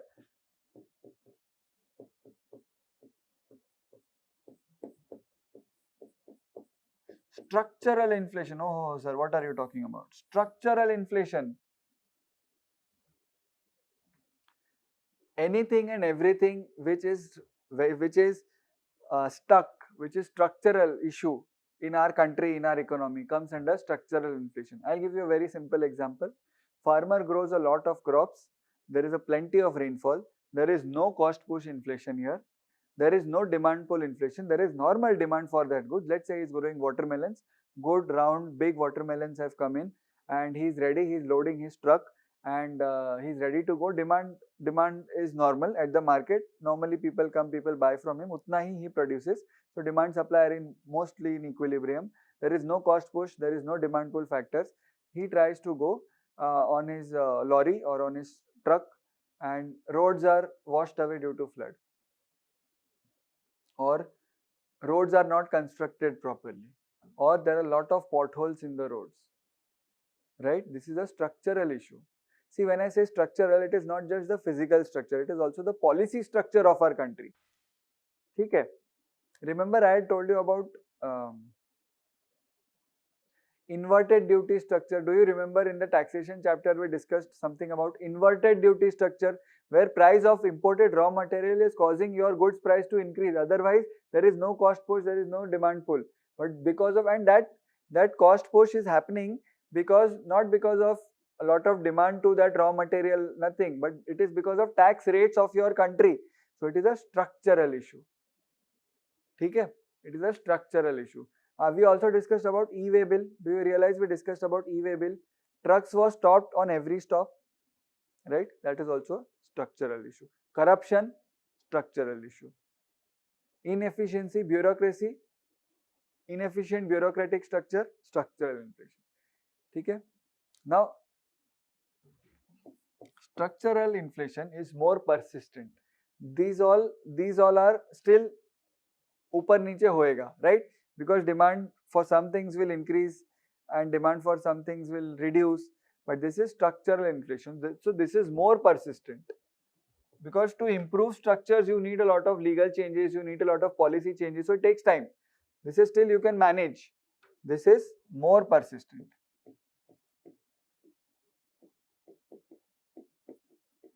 I'll give you two very good examples. Cartelization. Do you know what is cartelization? Cartelization means mili bhagat, to come together. Okay? See, suppliers are always in competition with one another. Let's say if supply come together and decide to raise prices. वो monopoly type होता है ना, monopoly type. They come together and they decide to raise prices. So PepsiCo meeting with Coca-Cola, meeting with Fruity, meeting with other cold drink companies together, and they decide to raise the cold drink prices. What will happen? It is not cost push, it is not demand pull, it is a structural issue. Your country, how can you allow monopoly in your country? How can you allow this collusion, this mili bhagat, this cartelization? It is your country's policies problem. That is why, you know, we have a Competition Commission Act 2002. Competition Act 2002. In that we have established a body called Competition Commission just to prevent monopoly. So it is not that these are in competition by their own. They can merge and they can create one super company also. But if only one company is providing cold drinks to the world, then don't you think it will enjoy complete pricing freedom, because nobody is giving it, nobody is in competition with it. So we, to encourage competition, we have certain laws, and one of them is Competition Act 2002. Earlier it was MRTP Act, Monopoly and Restrictive Trade Practices Act 76, but then it was repealed and 2002 mein Competition Act came into being. That was also one of the conditions of joining WTO. We'll speak in WTO chapter. Because we joined WTO in 1995, we had to bring in Competition Commission or Competition Act 2002. Are you understanding? These are all interrelated things. It is nothing can be studied in isolation, and that is why we haven't yet seen a single MCQ or practiced a single question yet. Why? Because you need all knowledge, then only you can apply your knowledge. Coming back, cartelization. Second example I'll give you, similar to cartelization, is hoarding. Do you know what is hoarding? Hoarding means to keep on collecting and not sending the supply. So if tomorrow laptop producer know that there is a lot of demand for laptops because of work from home and everything, they start hoarding. They don't release it in the market. They create artificial scarcity. Artificial scarcity. They have supply ready. ऐसा नहीं कि supply is not there. If supply is not there, then cost push हो रहा है. But supply is there, but godown में पड़ा है. They are not releasing it from the godown. They say कि let demand go up more. Let's price increase and then I will send. वो भी थोड़ा थोड़ा I will send. Hoarding. They are just hoarding. They are just collecting those goods and keeping. And this is very important when it comes to essential food grains. Rice, wheat. Imagine people are or sellers are hoarding wheat or hoarding rice. क्या होगा price का? Price would increase. Who will suffer ultimately? Poor person. So hoarding. This is a structural issue. How can you allow people to hoard? How can you allow producers to hoard essential goods, especially essential goods? Because laptop and all is still fine. अभी तो वो भी essential हो गया. That is another thing. But बाकी सब भी ठीक है. But how can you allow them to hoard? समझा? This is structural inflation. This has to be the focus of our analysis as a policy maker, as an economist. Structural inflation is, this takes a lot of time to solve. This takes a lot of time to make it better, but the impact is huge. This is all transitory. आज है कल नहीं है वापस. But this, if you reduce, or this, if you are able to solve it, you will take time. But if you are able to solve it, then the gains are also very high. See, this is like school and college exam. वो पास हो गया थोड़ा effort करके. This is your UPSC exam. It is very difficult. You need a lot of hard work and all, but once you do it, the rewards are also very high and long lasting. ठीक है, let us move ahead. Now, how do we measure inflation? Now we come to the what we say, the main question. How do we measure inflation? We understood everything about inflation, sir. We understood about prices. We understood about persistent rise in average prices. We understood disinflation. We understood deflation. We understood structural, cost push, demand pull. We understood core. We understood headline. We understood food inflation, fuel inflation, or food processing inflation. We understood so many things here. और क्या देखा हमने? Open inflation, suppressed inflation. We saw hyperinflation, galloping, trotting, runway. We saw so many things now. ठीक है. Now how to measure inflation? That is the question.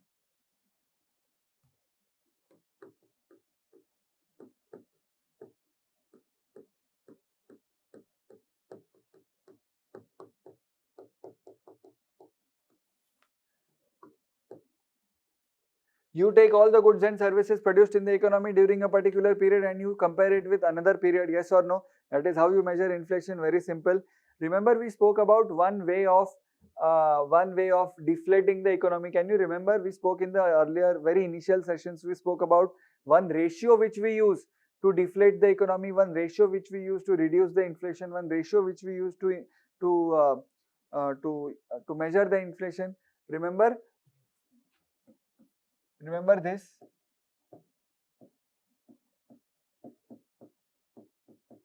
Remember GDP deflator. I had told you we'll speak about this more in the inflation chapter. Here we are now. GDP deflator.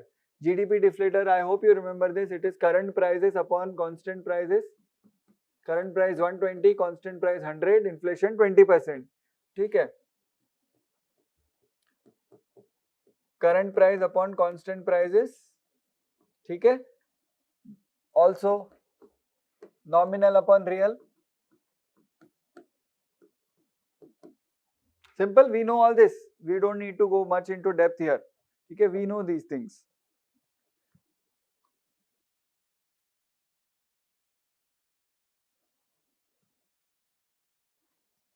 Right? We know these things.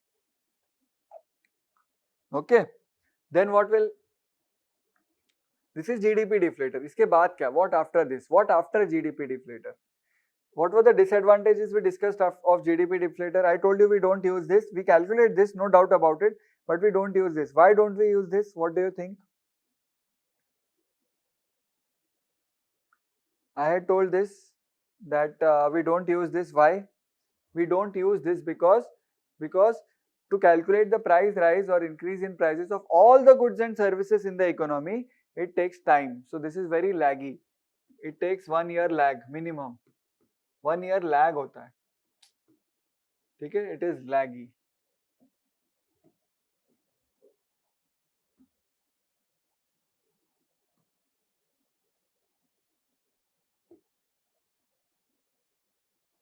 Okay, it is 1 year lag. So we don't use this. We calculate it. We don't use this. So what do we use? So what is the solution now? So the solution is obviously, if I ask you to read all the books available in the market, you would say कि sir उसमें बहुत time लगेगा. It is not useful also. Then what is the solution? To read selected books. Similarly, the solution is to collect the prices of some goods, not all goods. Goods which are used frequently, goods which are purchased frequently, goods which are essentials, goods which are most common in the economy. Use that. For example, in our economy, veg, grains and cereals are more important. But in Western economies, let's say non-vegetarian food, meat, poultry, eggs, fish, they are more important. So similarly, depending on our economy, make baskets. We made baskets. समझा? We made baskets of goods. ठीक है? So we made a basket. So we told कि all तो नहीं हो पाएगा. This is all. All तो नहीं हो पाएगा. All is not possible because it has a lag. So create a basket. Create a basket of commonly used goods. You created a list of commonly used goods. Now, do you think that you can collect the prices from every district, every town, every city in the country? सब जगह. So let's say you made a list and you said कि mango would also be included in the list because mango is also fruit and it is eaten. It is a food product. So we will have to include. Now mango prices vary a lot in India. Do you think you can collect data from all the states and everywhere you will ask for mango data? Similarly, there are so many commodities here. There are more than 400, 500 things which are included here. Time lagega. That will also take much time. So what you do is you take samples from selected places. You divide the samples. So let's say from 18 states, out of total states, you take data from only 18 states. But you make sure that those states are not concentrated in one region. They are spread across the country with different income levels, with different things. See, this is all statisticians' job, and I'm just telling you how they do it. Okay? So they take all these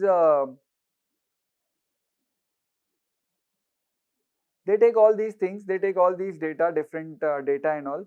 What they do is then they collect the data, they collect the prices, and then they compile those prices together. They make one very nice basket, and they say ki sir, last year this basket's price was 100 rupees, average basket's price was 100 rupees. This year average basket price is 105 rupees. 105 upon 100, 5% is the inflation. Did you get this? Now, when you are comparing it with last year becomes your base year. If you are comparing it with 10 years ago, 10 years ago becomes your base year. Yes or no? We have discussed all this. Yes, sir. Very good. We have discussed this base year, right? So, this concept of basket. Now, we don't make one basket. We make different baskets. Sir, why we make different baskets? Because different people use different kinds of goods. The goods which you are using, staying in a city, staying in a metro city or surrounding cities or tier 1 or tier 2 cities, do you think a person from a remote village of India is using the same basket of goods? No. We need different baskets. Yes or no? So we need different baskets for measuring inflation. So we make separate baskets of these goods. Basket of commonly used goods or a bunch of commonly used goods. We make separate baskets and then we calculate inflation. So it is better than GDP deflator because see, GDP deflator is the best because it is all. All matlab all would not be from all the places, all goods and services, but from selected places because you don't have the bandwidth, you don't have the time. But this is best. But this is 1 year lag, not useful. You take this which is commonly available, which is commonly used by people, and then you what we say. So first group of people you call for. So you ask people, what do you use? What do you use? The first group of people that you call for are the producers. Okay? I hope you know this chain by now. Producer, seller, consumer. I hope you know this chain by now. Remember in GST we had done producer sells goods to seller, he adds his own profit and he takes GST and then he sells those goods to the consumer also. Okay? right? I hope you know this. This is very simple. So now the first person you are targeting is producer. You are asking him, hey producer, what goods do you use to produce goods? Tell me that. Remember capital goods? He uses capital goods, yes or no? Producer has demand for capital goods. Producer does not have demand for consumer goods. See, bear in mind, we are talking about his role as a producer. He is not eating capital goods. His demand for capital goods is as a producer. He might be a consumer also. After all, he is a human. He has his own business. He also buys things. He also needs food. So he is a consumer in his role as a consumer. So we call all those people who are acting as producers, ठीक है, जिनका role है producers. We ask them कि what do you use? They say कि sir, we use a lot of machinery. Yes, very good. Sir, we use a lot of oil for machinery. Yes. We use lot of electricity. Yes. We use lot of water. Yes. Sir, we also produce, so we use a lot of pollution reducing equipment, because we produce and pollution happens. So we use a lot of pollution reducing equipment, chimneys and all the electrostatic precipitators and all those things. You learn in environment about these things. So I'm not talking about something very huge. It is very common what I'm telling. Okay, it is there in all environment books. So unka demand. So you take all those basket. You make a basket of capital goods. You make a basket of machinery. You make a basket of raw materials. You make a basket of all those things. Okay, and then you calculate the price rise. Ki last year or 5 years down the line, 5 years back, producers goods costed this much, and this basket today, which means today if you want to start a business, it will cost this much. Okay, so you will obviously do today's price upon, or you will obviously do the same thing, current price upon base price. So now we'll use a fancy word for constant prices. We'll use a new word which we'll call it as base price. Okay. Now that base year can be last year, that base year can be this year's previous quarter, then base year can be 100 years ago also, depending on what you are comparing. You can compare your latest test marks with your first test, 10th test, or your just previous test, last test also, right? So now I would call this as current price upon base price. Okay, chalo.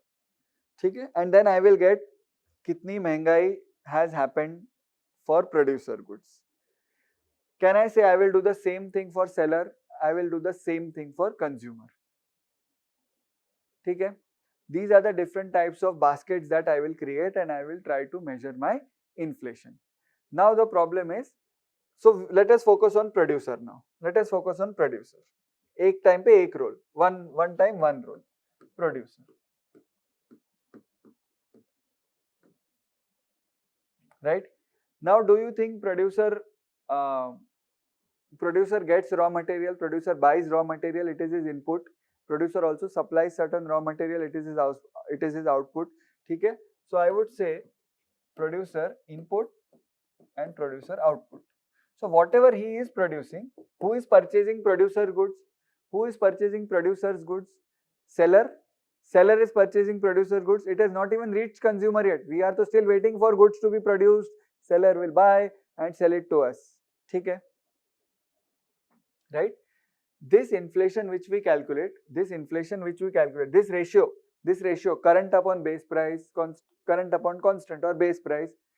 Okay? When we do for all goods and services, it is called as GDP deflator, because you deflate your entire GDP. When you do for producer or only his basket, producer says these are my goods which I use. When you do only for his basket, it is called as, look at the English now, please look at the English. It is called as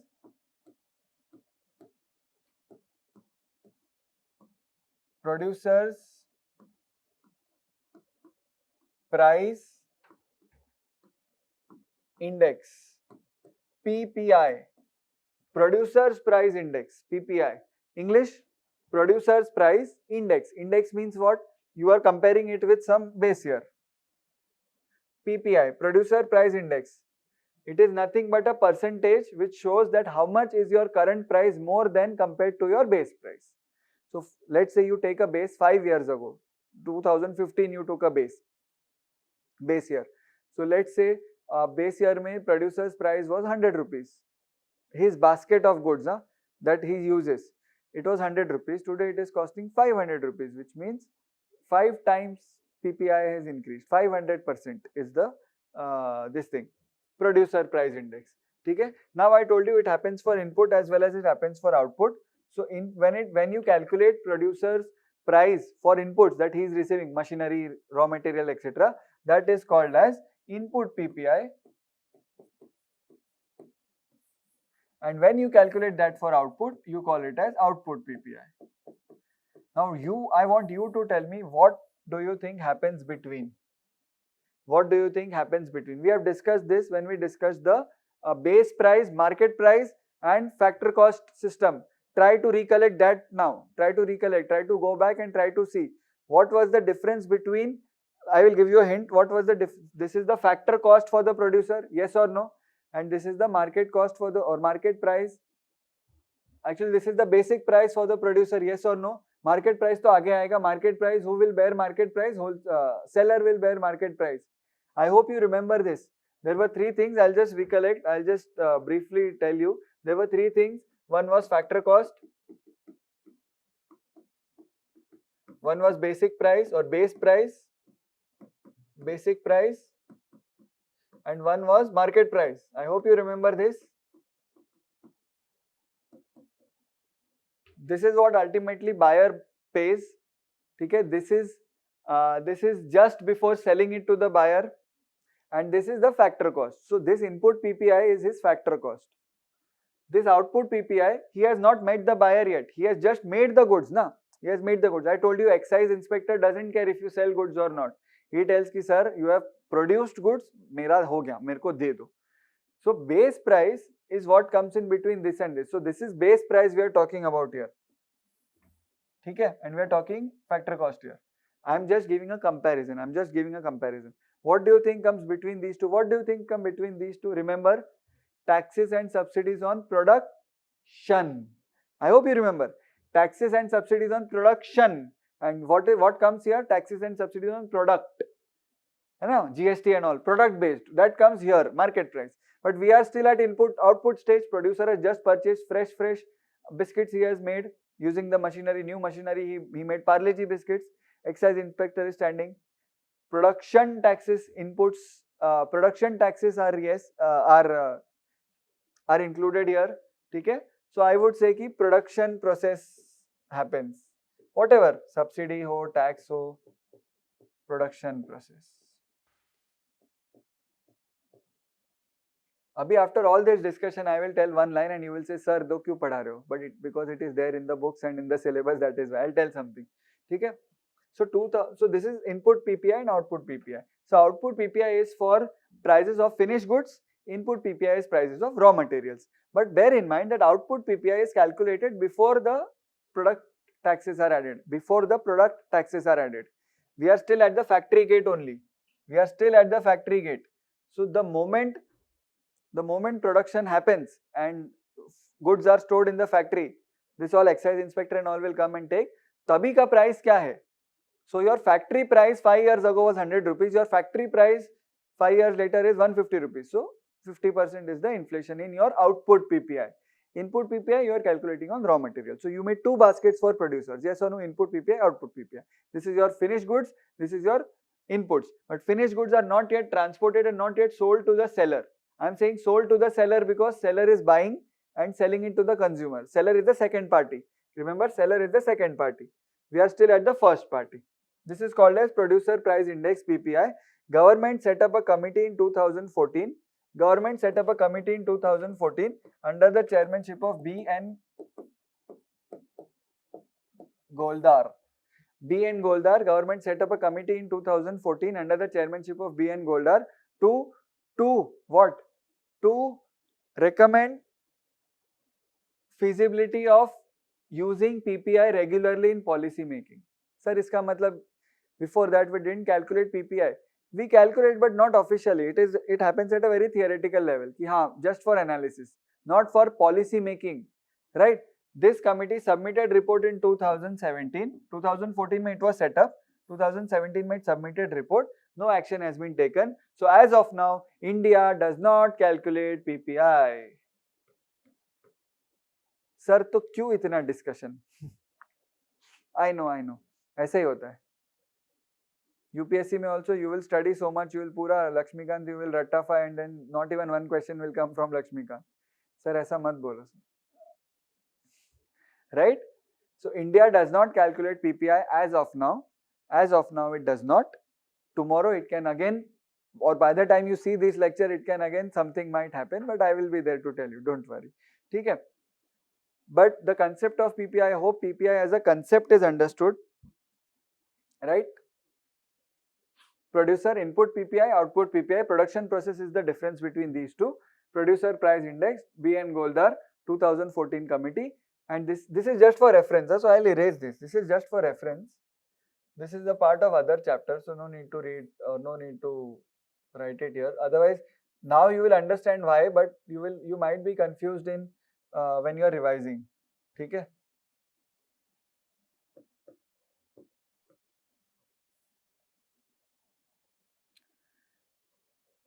Done? Right? This was all about producer price index. Why price index? Because you compare the price, current price with your last time's price. It is very simple. It is maths. This is maths. B.N. Goldar committee. Always remember PPI, B.N. Goldar committee. Okay? What is hyperinflation? Hyperinflation is more than 10, 20, 30% per month. See, it is not. It is just an approximation. 20, 30% per month is called as hyperinflation. Then which countries have had hyperinflation? Germany after World War I. Venezuela, Hungary, Zimbabwe now only. मतलब 2005, 2015 ये latest होते रहता है. They are countries which deal with hyperinflation. I think at least twice in a decade. In once in 5 years तो होता ही है उनका hyperinflation. Why क्यों होता है? Because their economic policies are not so sound. That is the only conclusion I can give you rather than going into the details, because every country's requirements, every country's situations, every country's environment and policies and type of government are different. So it would be very wrong to say कि इसकी वजह से होता है. But overall the policies are not commensurate, the policies are not suitable for the type of actions which are required, and hence problems happen. So even tomorrow India can go into hyperinflation if RBI doesn't follow proper policies or government goes very reckless, right? So now you can appreciate how good India is at managing all these things. ठीक है? What is the difference between disinflation and deflation? Disinflation is reduction in inflation, but not reversal of inflation. It is reduction. हो रहा है, you are still going up. ठीक है? It is like you are climbing the stairs of a temple. You know वो होता है ना 1000 steps, 2000 steps. Some temples have. So you are climbing, but after a point of time you slow down, but you are still climbing. That is disinflation. ठीक है? When you start coming down, ulta मुड़ के when you start coming down, that is called deflation. Sir, has deflation happened anytime? Deflation happens in our country. ठीक है? Deflation normally happens at seller level. Normally. I will tell you in 2014, 2019 for 14 quarters. 14 quarters मतलब कितना? For a lot longer. ठीक है? Average of 14 quarters was negative.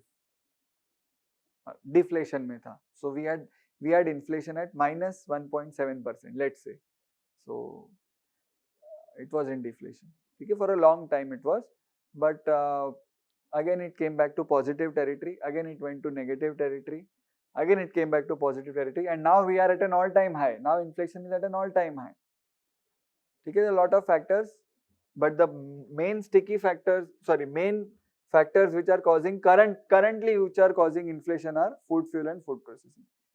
Okay. Now why fuel? Because one of the aspect was, if you had read about it a few months ago, a ship was stuck in the Suez Canal, which caused a lot of supply chain constraints, which caused a lot of delays in supply. So oil which we import, oil which China imports, they come through Suez Canal. Lot of it comes through Suez Canal.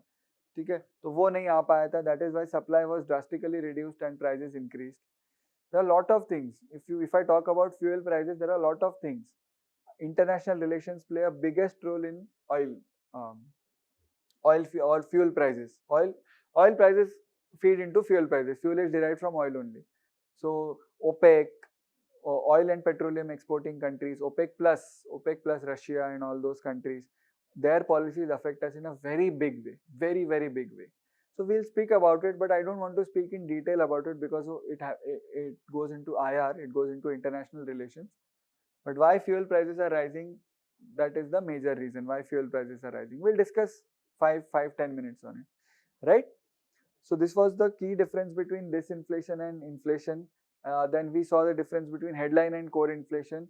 These are transitory in nature. Currently, inflation is at an all-time high, majorly due to these three things. But if if RBI sees core inflation is also on a higher side, no doubt about it, and that is more risky because this will come down tomorrow. And but this, you have to actively push it down, right? So we will stop here.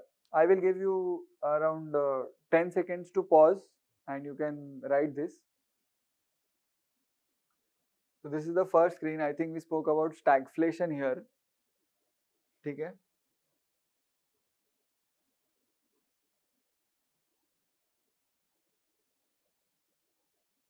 You can pause here. Second screen.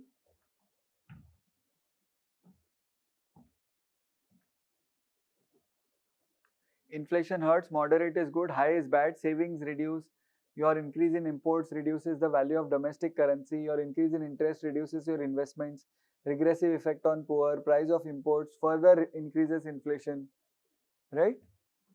You can pause here.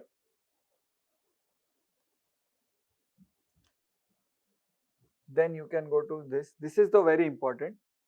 But honestly, I will tell you, you will find all this in the book. So even if you're writing, write just keywords: creeping, trotting, galloping, runaway, hyperinflation, monetary collapse. These examples maybe you can write because I don't know whether they will be in books or not. Might be there, might not be there.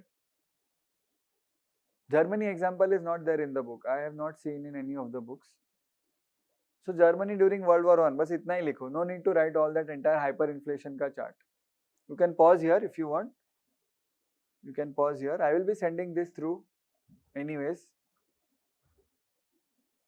This you don't need to write. I don't think so you need to write this. It's just for explanation. This is also for explanation. Just write this.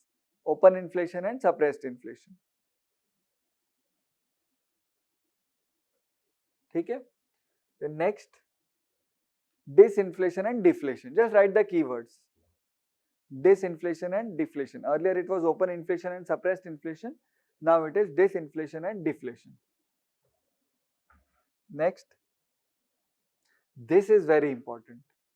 I'll give you like 10-15 seconds, then you can pause here and then you can copy this down.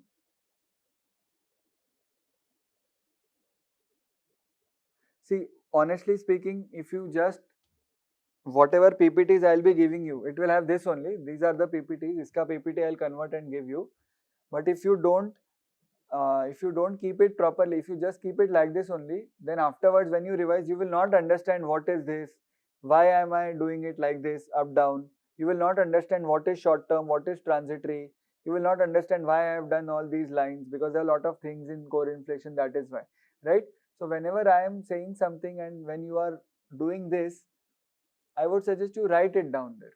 वो better होगा for your, and write it in your own words. That will make it more efficient and you will be good at answer writing from now only. If you make notes in your own words, it is much better. Okay?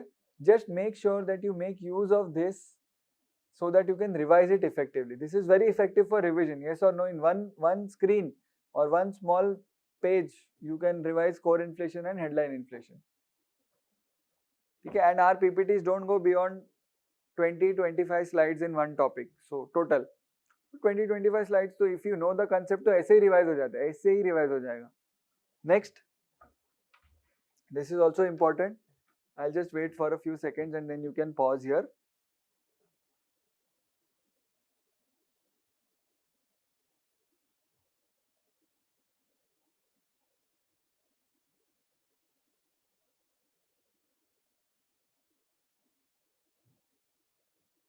ठीक है? Done. Next, you can pause here if you want. Next.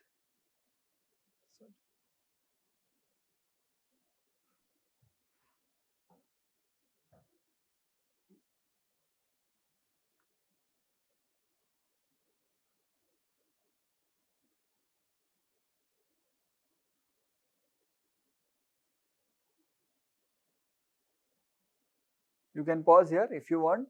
I will go ahead to the last slide. This is the last slide. So yes, this also you can make. It is very simple. It is very easy to understand.